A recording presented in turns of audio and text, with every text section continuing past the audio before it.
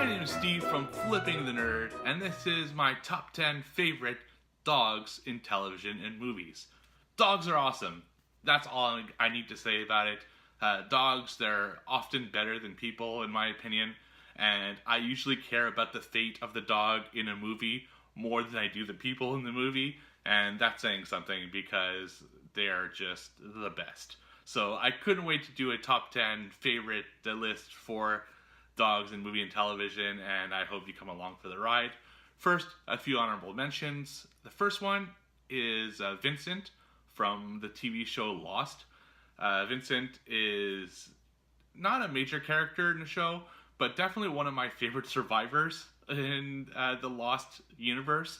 And he just gave us a lot of emotional moments. I think particularly back to when Michael and Walt go away on a boat and Vincent is chasing them and the whole music is going. I remember I was watching it with my friends at the time, and my gal pal Gabby was like bawling her eyes out because even though the dog doesn't have a big presence in the show, it had a lot of emotional impact. And that's why I want to at least give an honorable mention, but since it doesn't appear all that much, I didn't put it on my top 10. Then we have Dog from The Walking Dead. This is definitely the newest inclusion on my list, and that's why I didn't want to put it in my top 10. I'm sure there are a lot more dog moments that we're going to get throughout the series, but first of all, I love that Daryl calls it Dog. That is the most on-brand thing for that character, and I love that it's badass and it fights zombies and it detects zombies, and I can definitely appreciate a good helping dog. It's actually similar to the dog in I Am Legend, but because of what happens to that dog in that movie, I didn't even want to put it on the list.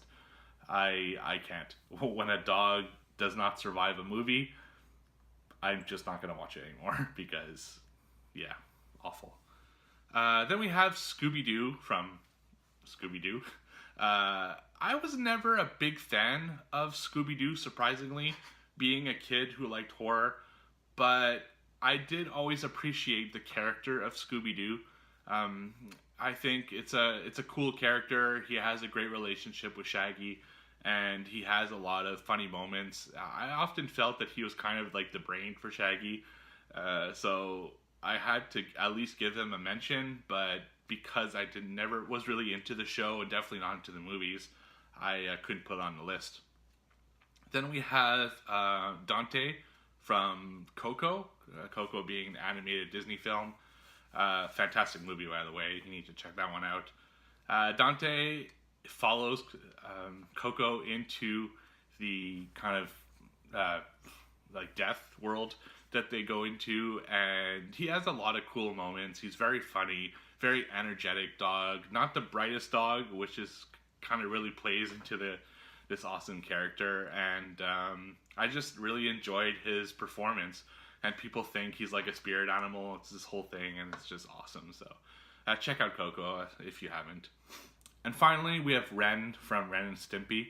I used to love Ren and Stimpy when I was a kid, but I watched it as an adult, and maybe the jokes just don't hit the same way as they used to, and that's why I didn't put it on the list. But Ren was a kind of wisecracking, absolutely nutbar dog.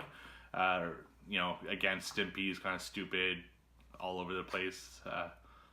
Whatever he is. Is he a dog too? I'm not even sure. So Ren, I at least wanted to mention him, but not part of my list. So let's get to the actual top 10. Number 10. Odie from Garfield and Friends. So Odie, of course, first appeared in the comic book strip, then into the Garfield and Friends cartoon, which I absolutely adore, and finally in the movies later on. Odie is a good sidekick to Garfield. He brings out the best in Garfield, in my opinion. That's very evident in like the Christmas episode where they're trying to exchange each other gifts. Odie's gonna get, I think it was a back scratcher for Garfield, and it's just they have a nice like love-hate relationship, those two, and that brought a lot of awesome moments to that show or that comic strip. So Odie is a really cool dog. I always enjoyed him. So that's why I want to put him on number 10. Number 9, Doug from Up. That's a Pixar film, or is it Disney? One of the two. I think it's Pixar. Doug is the dog that joins them on their adventure, and what makes this one an inclusion on the list is they give him a collar, and it starts speaking what he thinks. And of course, he's known for his famous where he's talking about something and then sees a squirrel and it says squirrel. And I think a lot of people use that as an expression of not paying attention to things and being easily distracted.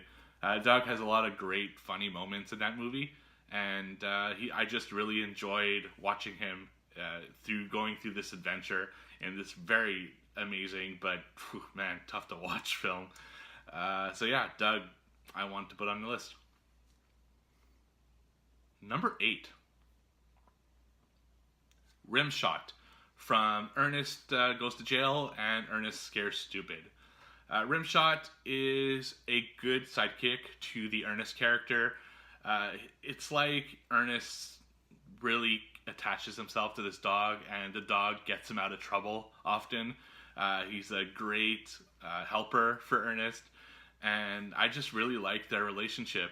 He really, really cares for that dog, and it actually brings the emotional conclusion to Ernest Scares Stupid, which is something weird to say, but that was, to me, the best moment in that movie, was him reuniting with Rimshot, and it gives stakes to the Ernest character that it wouldn't regularly have, as it was more about the kids becoming wooden figures from the trolls. So Rimshot, I really always enjoyed, and I think he's an awesome dog, and I had to put him on the list.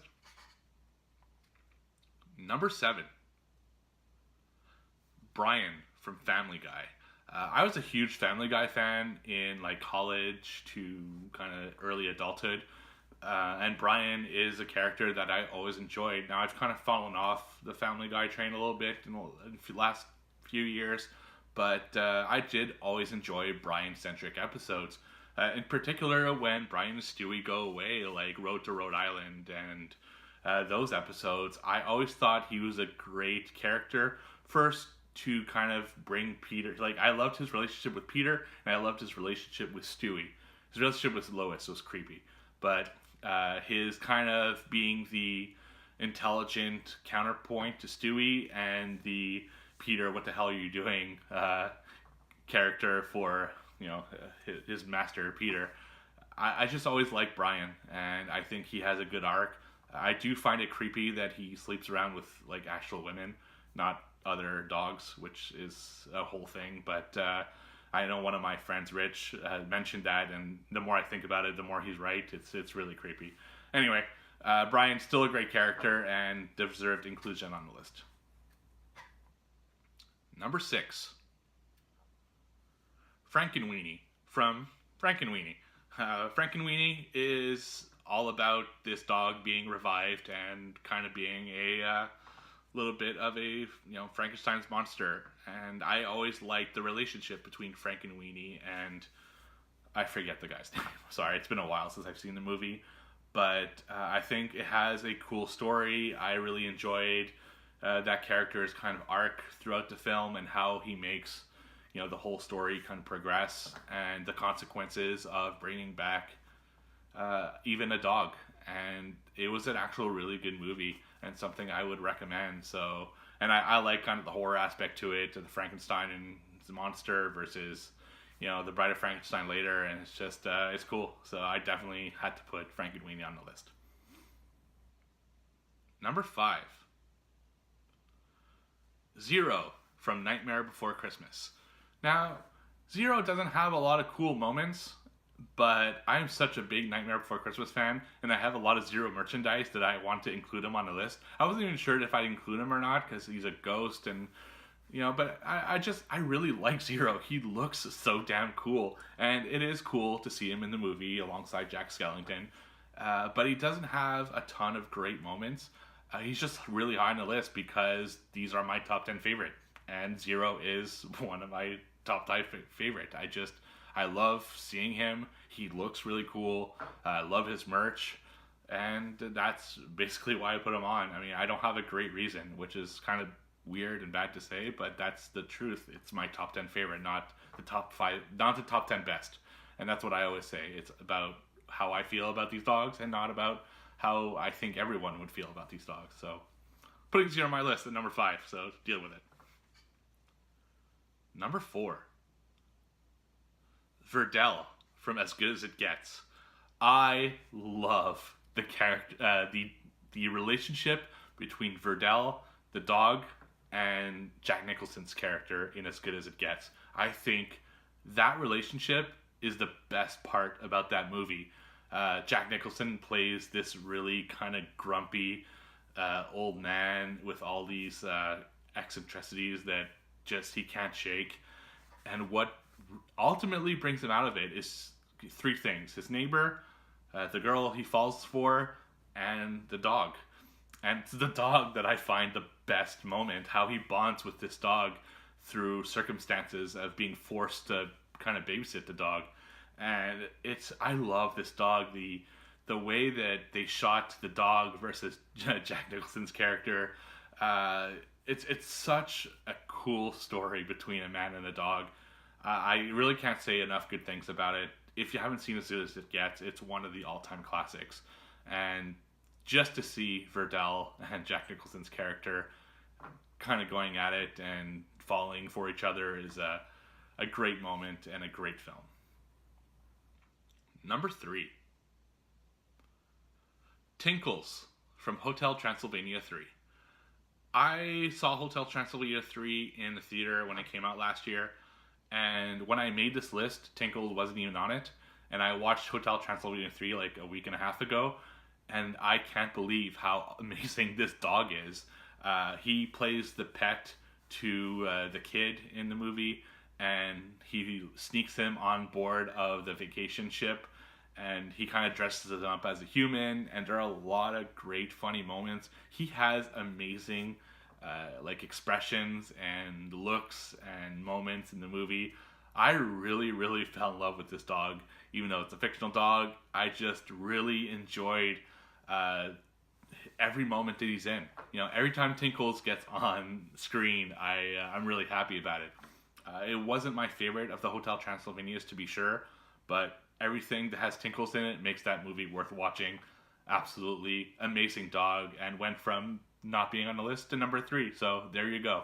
Tinkles, number 3 on my list. Number 2, Hercules, aka the Beast from The Sandlot. The Sandlot reminds me of my childhood more so than any movie I've ever seen. This is basically what my friends were like back then. The adventure of, just after school going out to play something like baseball, having that scary dog that you've never actually seen because it's behind a fence, but it's always barking when you pass by, and then the stories and the kind of complete fabricated legends of these dogs. I love The Sandlot, and the whole movie plays off this beast of a dog that they don't understand. They just fear because of all these stories. But it turns out to be this really awesome, loving dog named Hercules. And it has a great redemption. And it reminds me of my childhood. I just love this dog for bringing this awesome story together. I love The Sandlot. It's just such a fantastic film. And one that's near and dear to my heart. So that's why Hercules has such a high ranking on this list. Number 1, Frank the Pug from Men in Black. First of all, pugs are my absolute favorite breed of dog, so that alone would put it high on the list.